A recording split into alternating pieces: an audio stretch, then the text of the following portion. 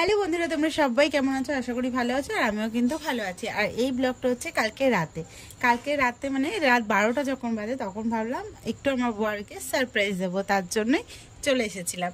আর ভাবলাম তোমাদের সাথেও নিয়ে নিই। তো সংগ্রামকে দিয়ে মানে আমার পাশে পড়ে আমার দাদার ভাসুরের ছেলেকে দিয়ে গোলাপ ফুল আর তার সাথে হচ্ছে একটা ক্যাডবেরি এনেছিলাম।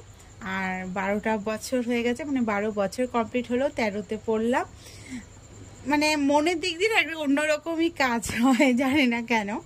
বিয়ের মানে এই বিবাহশিকটা আসার কয়দিন আগে থেকে আমার সেই যেন 12 বছর আগে যে বিয়ের কয়দিন আগে থেকে কি হতো সেগুলো তোমাদের দাদাভাইয়ের সাথে শুধু গল্প করি। যাই হোক, এইভাবেই সুন্দরভাবে তোমাদের দাদাভাই তো ঘুমিয়েই পড়েছিল, তা ঘুম থেকে তুলে দুজনে মিলে একটুখানি সেলিব্রেশন করলাম এই ক্যাডবেরি আর গোলাপ দিয়ে। তোমাদের দাদাভাই খুব খুশিও হয়েছিল, অবাকও হয়ে গেছিলো। তারপরে তো ঘুমিয়ে পড়েছি।